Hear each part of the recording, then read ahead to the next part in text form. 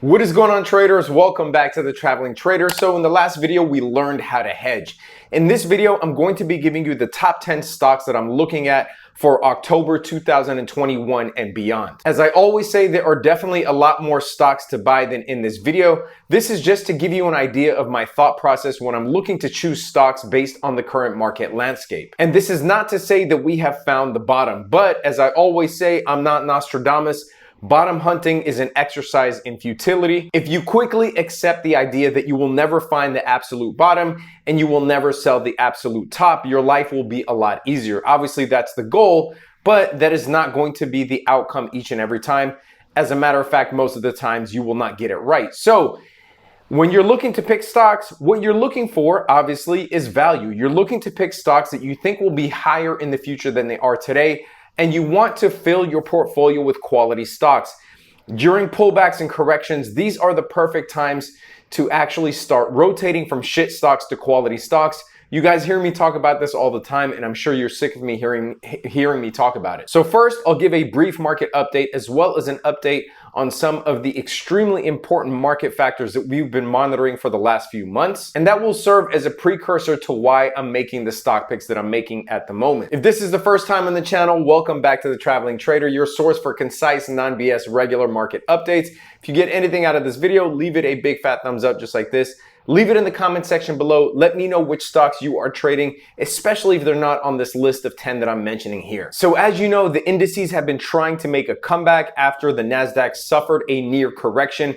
We dropped 8%, not quite 10% that would define a correction. The S&P 500 actually did a pullback for the first time in 2021, a pullback meaning a drop of 5% or more. And the Dow Jones hasn't even suffered a pullback yet. It dropped just below 5%, so not an official pullback. And if you've been following my previous videos, you know that there are some key market issues that we've been tracking this whole time. The overarching one is inflation. Inflation is really the one that the market is not only the most scared about, but the most uncertain about. The inflation story seems ever changing. At first, it seems transitory, and then it seems long lasting. Then it seems like inflation is actually dropping in certain industries, but rising in others. However, the supply chain constraints are also having a major effect on the inflation story, because the more scarce that materials are, the more expensive they become, and then companies will have to pass that on to their consumers. Also, in order to fight inflation, the Fed will have to taper and or raise rates. So the fact that those things are looming are also causing a little bit of uncertainty and tremors in the market. Those things right now remain unsolved. However, there was the debt ceiling, which looks like it will be resolved at least temporarily. Mitch McConnell offered to kick the can down the road and extend the debt ceiling deadline to December.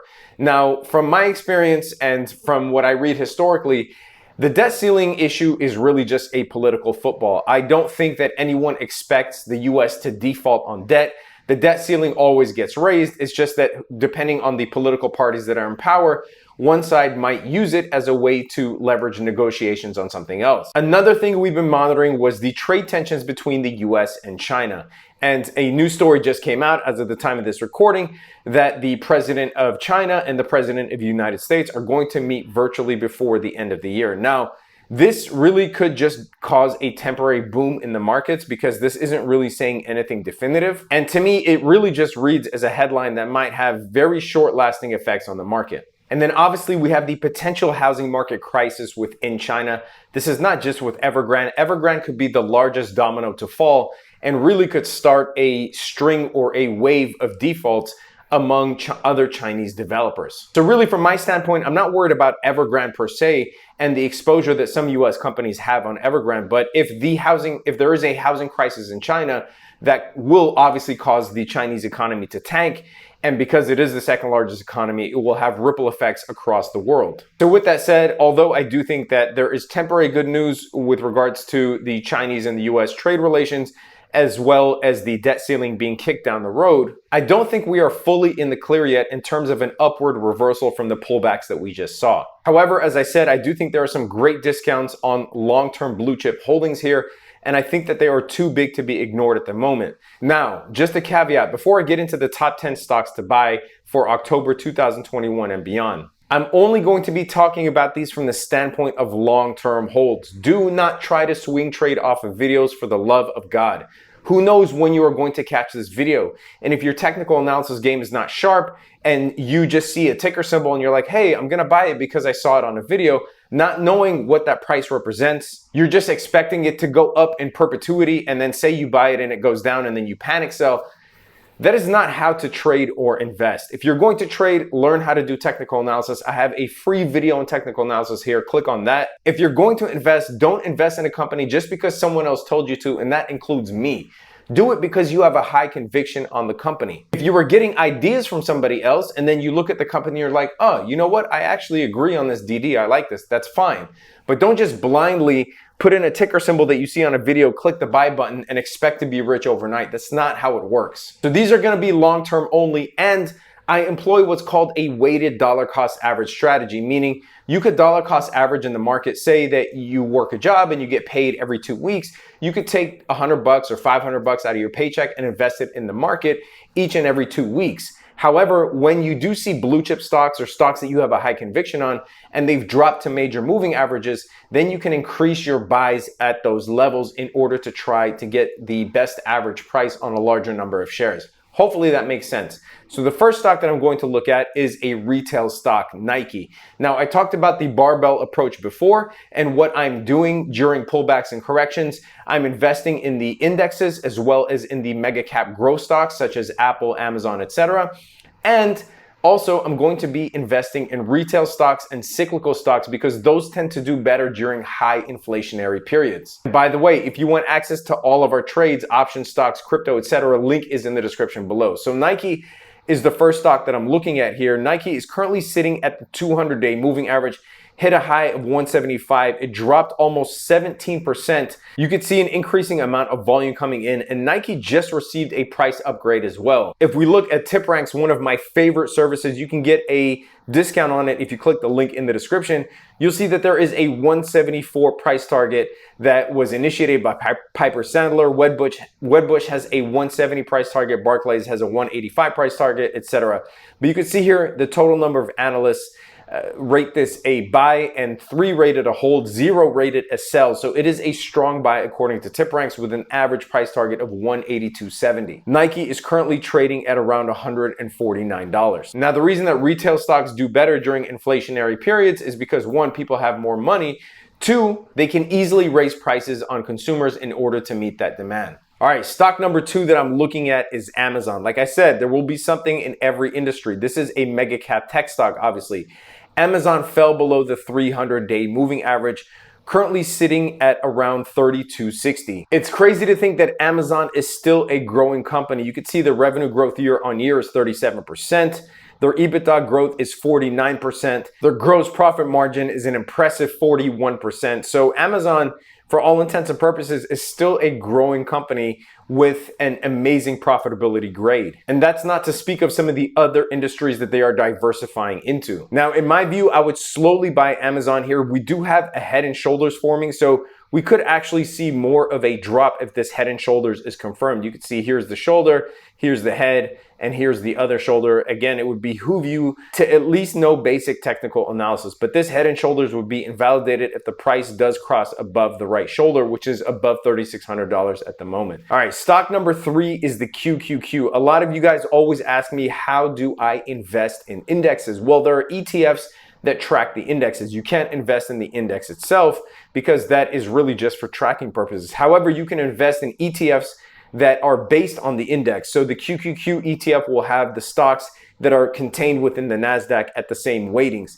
And you could see here that the NASDAQ is sitting at the 100-day moving average. And as I said before, anytime, if you bought the NASDAQ going back to the beginning of time, anytime it falls to the 100-day moving average or the 200-day moving average, and that is the only time that you bought, and you increased your buys during those times, like a weighted dollar cost averaging strategy, then you would be a rich mother effer at the moment. So anytime the NASDAQ or any one of the major indices drops to a major moving average, I load in heavier. Again, this is long-term. I'm not talking about swing trades here. All right, stock number 4 is NIO. NIO is currently sitting at a major support level that it hit 4 times since November 2020. This is around the $30 mark. Currently it's trading at 33 bucks. But NEO is likely going to trade sideways for a very long time, obviously barring any major news updates or anything unexpected.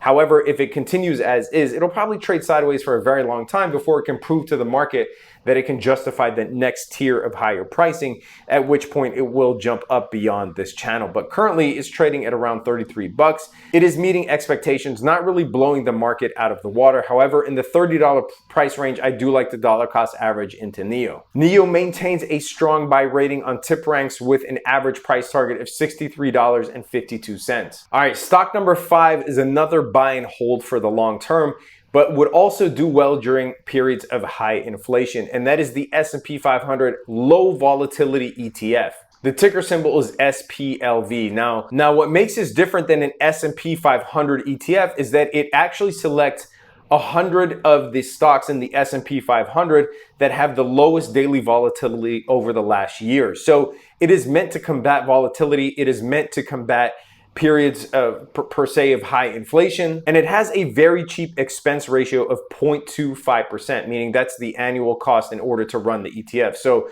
there are ETFs that have a very high expense ratio, which don't make it worth it to hold it. But SPLV, if you're looking for a low volatility investment in case there's a market downturn, a period of high inflation, raising rates, tapering, etc., this to me is a great stock to hide out in. Stock number 6 is a bit of a riskier stock, so watch out. It is not a proven stock, but it is ROKU.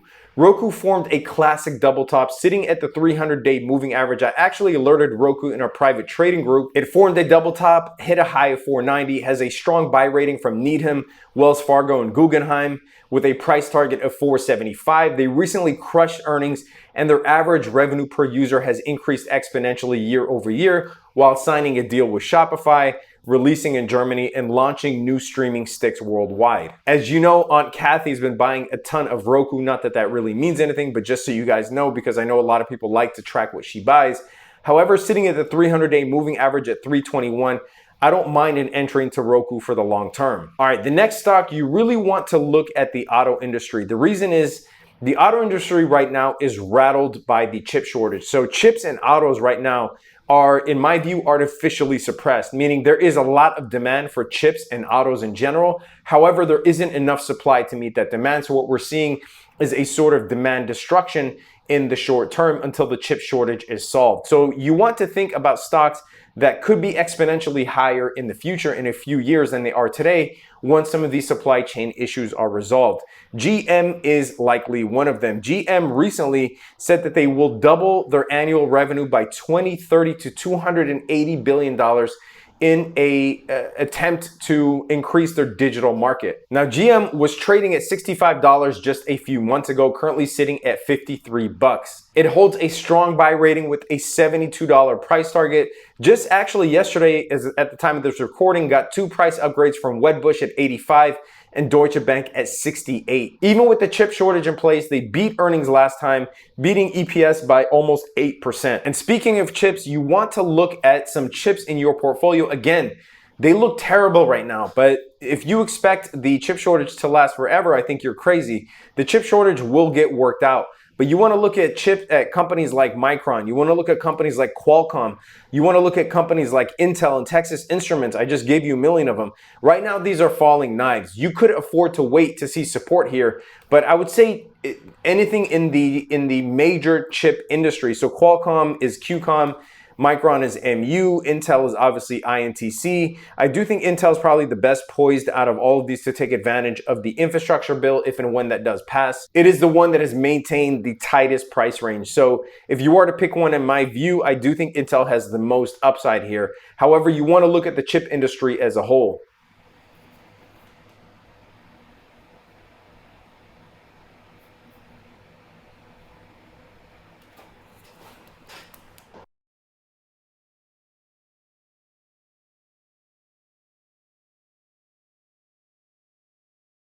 All right, the next stock is an obvious one in my book, and that is Facebook.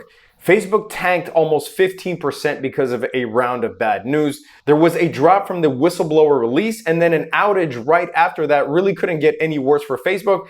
But even then, it actually held up pretty well considering those two things, down 15%. So you would expect it to be down almost this much without those things if you're going to follow other growth stocks, especially mega cap tech stocks. However, it held up pretty well. Now, anytime that I see a major discount on Facebook like this, we're talking about a company that reported a $3.61 earnings per share, reports quarterly revenue of almost $30 billion, has almost 2 billion active users.